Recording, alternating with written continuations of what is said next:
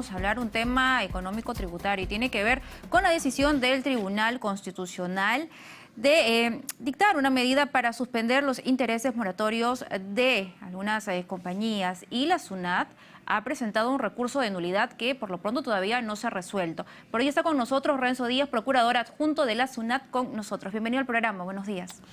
Buenos días, Carla. Muchas gracias por estar acá. No, gracias a usted por estar acá con nosotros y poder explicarnos la postura de la SUNAT, ¿no? Que hace unos días la CONFIET se ha pronunciado tras el fallo del Tribunal Constitucional y prácticamente los ha responsabilizado a ustedes de la demora. Dicen que, y lo voy a leer tal cual, dice que compete a la SUNAT cobrar las deudas tributarias con prontitud y eficiencia. De lo contrario, debe establecer las responsabilidades de sus funcionarios por no hacerlo. Lo que no puede hacerse es trasladar al contribuyente el costo de sus retrasos. ¿Cómo responden ustedes? Bueno, ¿qué ha pasado? Recordemos para que todos conozcan qué ha pasado. El tribunal ha emitido una resolución que lo que ha hecho es prohibir a la SUNAT que cobre los intereses generados por la demora, por el exceso de la demora en resolver. ¿Qué ocasiona para la administración ello? Lo primero que ocasiona es un perjuicio a los ingresos del Estado. ¿Por qué? Porque los intereses forman parte de la deuda tributaria. Los intereses se generan por no pagar los tributos en el plazo oportuno, en el momento oportuno. Entonces, ello, con esta sentencia, se va a perjudicar. En segundo lugar, lo que ocasiona es que incentiva la litigiosidad. ¿Por qué? Porque los contribuyentes observan que pueden impugnar y dilatar estos procesos. ¿Para qué? Para no pagar los intereses, porque pueden dilatar tanto que, agotando la vía de la SUNAT, la vía administrativa en el Tribunal Fiscal, pueden llegar al Poder Judicial, donde el tribunal les ha señalado que la demora del Poder Judicial también les va a extinguir los intereses. Y también esta sentencia para la SUNAT lo que genera es desigualdad. ¿Por qué? Porque cualquier contribuyente, todo contribuyente que ve y que cumple con el pago de sus obligaciones, lee esta sentencia, la escucha en los canales, la escucha en la radio, y lo que va a ver es que yo, que cumplí y pagué oportunamente mis impuestos, veo esta situación frente a los contribuyentes que pueden interponer recursos, que pueden sostener años de años los procesos en el Poder Judicial, entonces, y se les va a extinguir los intereses, entonces lo que genera es desigualdad. Con relación a lo que me afirmó en la pregunta, yo creo que lo que ocurre es que se ha creado una denominación muy especial, pero errónea. Se ha creado el concepto de intereses por demora. Los intereses por demora como categoría no existen. Los intereses son de la deuda tributaria. Los intereses generan porque el contribuyente no paga dentro del plazo oportuno. Entonces, todos esos intereses que se generan cuando el contribuyente interpone su recurso, cuando se empieza a generar la demora, esos intereses son de la deuda tributaria, no son de la demora. Por lo tanto, lo que la SUNAT quiere defender son esos intereses que podemos incluso calificar nuestros.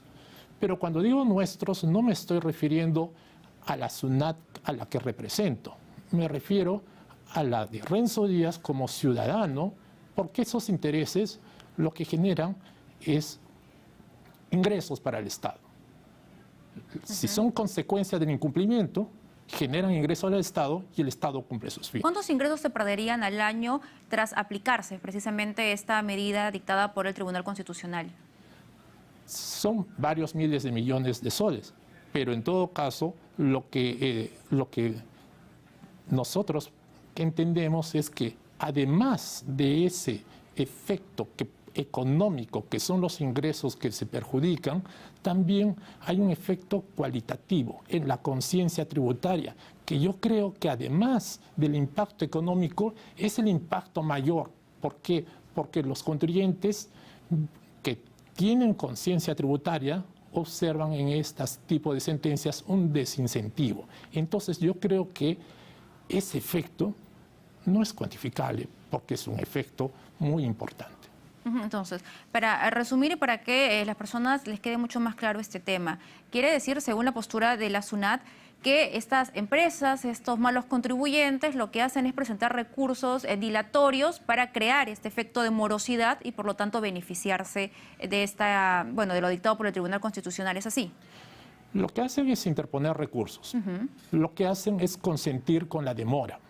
Porque puede haber casos en que se generó demora. La SUNAT ahora no se demora. ¿Cuánto tiempo tarda la SUNAT para cobrar? La SUNAT tiene 9 meses para resolver el recurso. Porque acá estamos en cuestionamiento el tema de demora en resolver. Entonces, la SUNAT actualmente no se demora. Entonces, cuando nos dicen que la SUNAT debe actuar eficientemente, la respuesta es: la SUNAT es eficiente, la SUNAT resuelve dentro de los plazos actualmente.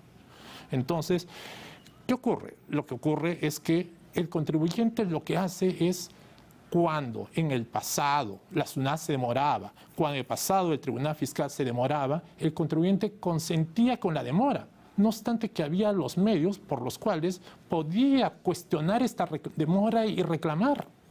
Y lo que correspondía es que tocaba la puerta y decía: SUNAT, te estás demorando, interpongo una queja. O SUNAT, si te demoras, puedo ir a la vía siguiente, vía silencio administrativo, vía recurso de apelación. Y si Tribunal Fiscal no me resuelves en el plazo de ley, también puedo interponer queja y también puedo ir al silencio contencioso al Poder Judicial.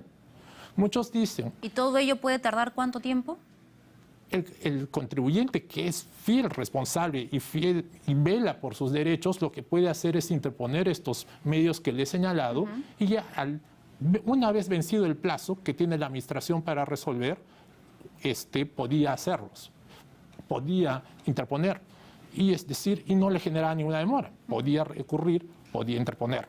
Entonces, pero yo le digo, en estos casos ya la SUNAT no se está demorando, esto no ocurre en la SUNAT y la administración tampoco está aplicando intereses por esa situación. Se está refiriendo a las deudas pasadas y al hecho de que se puede continuar interponiendo recursos. ¿Para qué? Para llegar al Poder Judicial, porque lo que ha hecho esta sentencia es incorporar algo que en este caso al menos no se pidió. Y ese es uno de los motivos de la nulidad, incorporar que la demora para resolver en el Poder Judicial extingue intereses. Y ese es algo que no está previsto en el Código Tributario. Ahí el Tribunal Constitucional ha actuado prácticamente como un legislador positivo. Es decir, ha incorporado un supuesto que, aparte de no haber sido solicitado, un supuesto que no estaba en la ley.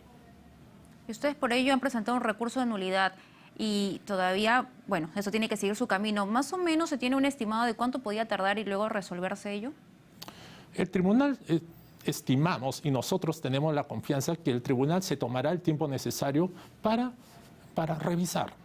Porque nosotros lo que hemos tocado la puerta del tribunal con este recurso de nulidad es para que escuche a la SUNAT como institución, pero para que escuche también a la SUNAT como representante de los intereses de todos, porque esos intereses son intereses nuestros como contribuyentes, como habitantes del Perú. Entonces, lo que esperamos y tenemos es, como abogado, como SUNAT, lo que tenemos es confianza. Lo que tenemos que esperar es que el tribunal resuelva, que se tome el tiempo necesario, pero para que resuelva, para que emita una decisión conforme a la Constitución. Eso es lo que exigimos al tribunal, que a partir de lo que le hemos señalado en el recurso de nulidad, revise, haga una revisión y expida una resolución conforme a la Constitución. Si nos ponemos en el caso, y este es un caso, digamos, no optimista, que no le den la razón a ustedes, ¿cuál sería la siguiente acción? Con eso ya hemos agotado. Lo único que podemos hacer, y lo que hago la aclaración, es que la interposición de la nulidad no supone que la administración está rebelde a cumplir. Estamos ejerciendo nuestro derecho porque tenemos que ejercerlo en nombre de todos. Porque donde hay una nulidad, donde hay un vicio, tenemos que llamar la atención y decir: acá hay un vicio. Y este es un vicio en que la administración también tiene derechos. Entonces, pero eso no implica que la administración tenga que cumplir. Lo está cumpliendo. La nulidad, vuelvo a ratificar, no es una excusa para la SUNAT para no cumplir. ¿Y se tiene el estimado de cuántas empresas se están beneficiando precisamente con este fallo del Tribunal Constitucional?